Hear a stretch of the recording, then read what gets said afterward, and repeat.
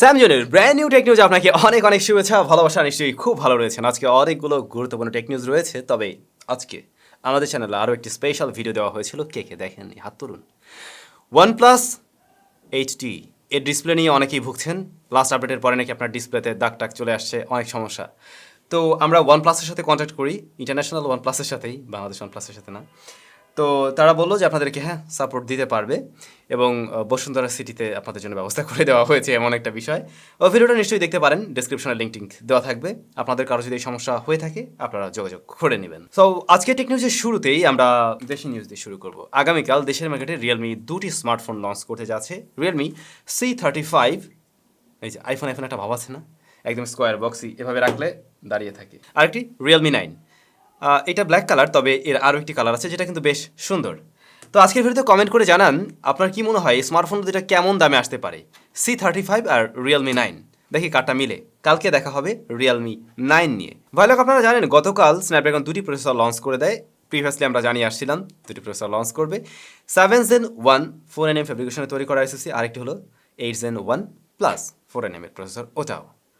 তো এই দুটি প্রসেসর দিয়ে কিন্তু বেশ কিছু আপকামিং স্মার্টফোন রয়েছে। 7 Gen 1 দিয়ে ওপোর ফোন আসছে রেনো, আর অন্যদিকে 8 Gen 1 দিয়ে মটোরোলা ফোন আনছে, OnePlus ফোন আনতেছে, তারপরে হচ্ছে ওপো ফোন নিয়ে আসবে, তারপরে আইকুর ফোন আসবে, আরও বিভিন্ন ব্র্যান্ড থেকে হয়তো আমরা ফোন আসবে। ইভেন আমরা Xiaomi ফোনও নিশ্চয়ই আসতে দেখব। তবে রিয়েলমির আবার মডেল কোনটা সেটা আমরা জানি, রিয়েলমি GT2 এক্সপ্লোরার এডিশন, ওইটাতে স্ন্যাপড্রাগন 8 Gen 1 প্লাস দিয়ে আসবে।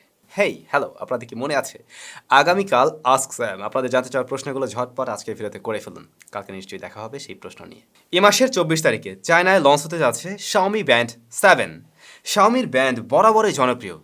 Xiaomi Band 2, 3, 4, 5, 6 সবগুলো আমি মোটামুটি ব্যবহার করেছি, তবে Xiaomi কেন যেন তাদের ওই ডিজাইনটাতে কোনো রকম পরিবর্তন আনেই না। এই যে আমার এই হাতে হচ্ছে এই যে Huawei Band 6, Huawei Band 7ও announce হয়েছে, আপনারা জানেন। এটা দেখতে একটু ঘড়ি ঘড়ি লাগে, একটা ভাব চক্কর আছে এর মাঝে, ভাবসাপ আছে। আর শাওমিটার ক্ষেত্রে আমরা যে গোলগাল শেপ, সেই 2, 3, 4, 5 যা দেখে আসছিলাম, আমরা 7এও ঠিক তেমন ডিসপ্লে দেখতে যাব। হয়তো ডিসপ্লেটা একটু বড় হবে, যেমন 6-এ আমরা অলরেডি কিন্তু একদম ফুল ভিউ ডিসপ্লে পাচ্ছিলাম, যদিও হালকা বেজেল ছিল। এবারে হয়তো আরও কিছুটা ন্যারো হতে যাচ্ছে, কিন্তু একটু শেপটাতে পরিবর্তন আনলে মন্দ হতো না, আমার আর কি এরকম পার্সোনালি ওপিনিয়ন। আপনাদের কি মনে হয়? এটারও ফুল রিভিউ অবশ্যই আপনারা আমাদের চ্যানেলে পাবেন। দেশি নিউজ, বাংলাদেশে মটোরোলা আরও বেশ কিছু নতুন স্মার্টফোন লঞ্চ করতে যাচ্ছে খুব শীঘ্রই।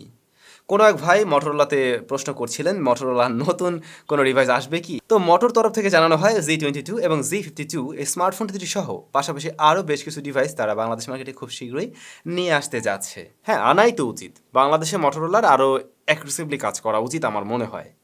যদিও মটোরোলার এখন পর্যন্ত ফ্যাক্টরি নেই, ফ্যাক্টরি হলে দেখবেন মটোরোলা একটু ভালো প্রাইসিং আমাদেরকে হয়তো ফোন দেওয়ার ট্রাই করবে। লাস্ট কয়েক বছর ধরে আমরা হুয়াওয়ের উপরে বিভিন্ন রকমের ব্যান, বিভিন্ন রকমের নিষেধাজ্ঞা একটার পর একটা দেখিয়ে আসছি।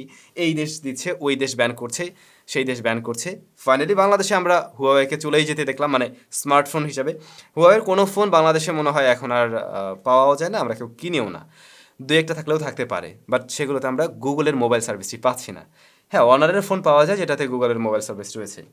তো হুয়াওয়ের জন্য দুঃসংবাদ হলো, হুয়াওয়েকে এবার ব্যান করেছে কানাডা গভর্নমেন্ট। হুয়াওয়ের 5G কানাডা ব্যান করে দিচ্ছে। সেপ্টেম্বরের পরে হুয়াওয়ের কাছ থেকে তারা 4Gর জন্য এবং 5Gর জন্য কোনো ধরনের যন্ত্রপাতিও নিচ্ছে না, এবং তাদের এই 5G প্রকল্প ব্যান করা হচ্ছে। নিশ্চয়ই আপনারা জানেন সারা ওয়ার্ল্ড ওয়াইড 5G নেটওয়ার্কের জন্য হুয়াওয়ে কিন্তু কাজ করছে, বিভিন্ন দেশে কাজ করছিল, বাট একটার পরে একটা ইউরোপ কান্ট্রিতে আমরা দেখছি ব্যান হয়ে যাচ্ছে আর কি। তবে সবচাইতে বড় ক্ষতিটা হয়েছে গুগলের মোবাইল সার্ভিস, তারপরে অ্যান্ড্রয়েড অপারেটিং সিস্টেম। এগুলো না থাকাতে কিন্তু বাংলাদেশের মতো অনেক দেশেই হুয়াওয়ের ফোন এখন আর ব্যবহার করতে চাবে না, এটা খুবই স্বাভাবিক। ভাইলোক, কিছুদিন আগে বাংলাদেশে আমরা দেখছিলাম রেডমি তাদের ওই যে রেডমি বুক এগুলো লঞ্চ করছিল। তো Redmi Book Pro 2022 Ryzen Edition, ইহা রেডমি 11T এবং রেডমি 11T প্রো যেদিন লঞ্চ হচ্ছে চায়নাতে, ওদিনই লঞ্চ হতে যাচ্ছে। অর্থাৎ Redmi Book Pro Ryzen Edition Redmi 11T এর পাশাপাশি লঞ্চ হতে যাচ্ছে। এবারে আপনাদেরকে একটা মজার ছবি দেখাই। এখানে দুটি ছবি রয়েছে একসাথে। তো এক পাশে থাকছে আইফোন 14 প্রো আর অন্য পাশে রয়েছে গুগল পিক্সেল 7 প্রো। দুইটার সাথে কিন্তু একটা বড় রকমের মিল রয়েছে, খেয়াল করছেন কি? আপনি আইফোন 14 প্রোর ডিসপ্লেতে থাকা পাঁচল কাটআউটের দিকে তাকান, এবারে আপনি 7 প্রোর ক্যামেরার দিকে তাকান, কি মিলে গেল না? একই রকম। এখন কে কাকে দেখে ইন্সপায়ার্ড হলো? শেষ করবো তাহলে টেক নিউজ। তবে মনে আছে কি, আগামীকাল রবিবার আপনাদের প্রশ্নের উত্তরগুলো নিয়ে কালকে অবশ্যই দেখা হবে। সো ঝটপট প্রশ্নগুলো করে ফেলুন। এবার আমরা চলে যাই কমেন্ট সেকশনে। প্রথম প্রশ্ন এমডি রায়হান ইসলাম। স্যাম ভাই, আমি অনেক দিন থেকে একটা প্রশ্ন করছি কিন্তু উত্তর পাই না, আজকে আবারও করছি ভাই। মনে করুন একটা ফোনে 18 ওয়াট চার্জার সাপোর্ট করে, কিন্তু যদি ওই ফোনে 33 ওয়াট চার্জার দিয়ে চার্জ দেয় তাহলে কি সমস্যা হবে? আরেকটা প্রশ্ন, ফাস্ট চার্জার ও ডার্ট চার্জারের মধ্যে কি কোনো পার্থক্য আছে? ওই লাস্ট থেকে শুরু করি। বিষয়টা আসলে অলমোস্ট সেম, দ্রুত সময় চার্জ হবে, তবে টেকনোলজির মাঝে একটু তফাৎ আছে। শুনুন, সবসময় ট্রাই করবেন জেনুইন চার্জার দিয়ে চার্জ করার জন্য, এবং আপনার ফোনটাতে যতটুকু চার্জিং সিস্টেম সাপোর্ট নেয় ততটুকু দিয়েই করা উচিত। তবে আপনি যদি বেশি দেন তাতে করে ফোন নষ্ট হয়ে যাবে না, বাট ব্যাটারির লাইফ টাইম অনেক সময় কমতে পারে। আপনার ফোনটা ধরুন Xiaomiর, আপনি ব্যবহার করছেন আবার রিয়েলমির চার্জার বা ইনফিনিক্সের চার্জার, এই বিষয়টাও ঠিক না। সেম ব্র্যান্ডেরটাই ব্যবহার করা উচিত। অন্যথায় দেখবেন থার্ড পার্টি ভালো কিছু ব্র্যান্ড রয়েছে, সেগুলো ব্যবহার করা উচিত। সঠিক সঠিক যে মাত্রাটা সেটাই, অর্থাৎ ওই 18 ওয়াট হলে 18 ওয়াটে ইউজ করা উচিত। বাট 33 ওয়াট দিয়ে চার্জ করলে নষ্ট হয়ে যাবে, জিনিসটা আপনি এভাবে হয়তো দেখবেন না, কিন্তু ব্যাটারির লাইফ টাইম কিছুটা কমলেও কমতে পারে।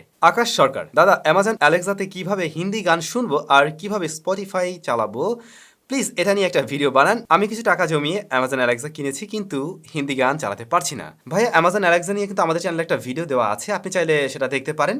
আসলে কি ওকে কমান্ড দিতে হবে যে অ্যালেক্সা তুমি এই গানটা চালাও, তাহলে ও অবশ্যই সার্চ করে হিন্দি গান প্লে করবে। আর অ্যামাজন তো আমি দেখলাম ইন্ডিয়ান সাইটগুলো আরও ভালো সাপোর্ট করে, মানে আমার কাছে একটা আছে, আমি তো ওকে হিন্দি গান চালাতে বললে, বাংলা গান চালাতে বললেও হিন্দি গান চালিয়ে দেয়। বাট আপনারটা এমন হচ্ছে কেন আমি জানি না। আমি ট্রাই করবো তারপরও আপনার এই বিষয় নিয়ে বিস্তারিত যদি কখনো ভিডিও তৈরি করা যায়। একে এমজি শাহর ইসলাম রনি ভাই লিখেছেন, স্যাম ভাই মোটরোলা S30 রিভিউ চাই। ভাইয়া, এটা বাংলাদেশে বা যদি আমি পেয়ে যাই রিভিউ ইউনিট, তাহলে অবশ্যই আপনি রিভিউ পাবেন। এমনি মিজাদুল ইসলাম, স্যাম ভাই একটা প্রশ্ন ছিল, ঘন ঘন 2-3 ঘন্টা পর পর ফোন চার্জে লাগালে কি সমস্যা হয়? আশা করি উত্তরটা দেবেন। Love from Faridpur. আপনি কেন ঘন ঘন চার্জ করবেন? আপনার ফোনটা যখন 15% বা 20% আসবে তখন চার্জে দিন, 90% হয়ে গেলে খুলে ফেলুন, এভাবে চার্জ করুন। এমনটা যদি হয় 70% চার্জ হলো, আপনি খুলে ফেললেন, আবার 60% আসলো, আপনি আবার চার্জ দিলেন। এমন না করা ভালো। একটা ফোনের সাইকেল টাইম আছে যে এত হাজার বার চার্জ, ফোনের না সরি ব্যাটারির, যে এত হাজার বার চার্জ করা যায়, এটা সব ব্যাটারির ক্ষেত্রেই। তো আপনি শুধু শুধু বারবার চার্জ না দিয়ে, মানে এই যে আমি যেটা বললাম এভাবে ফলো করতে পারেন। সবাই তাহলে ভালো থাকুন। আপনাদের সাথে আবারও দেখা হচ্ছে আমাদের কোনো একটা গুরুত্বপূর্ণ ভিডিওতে।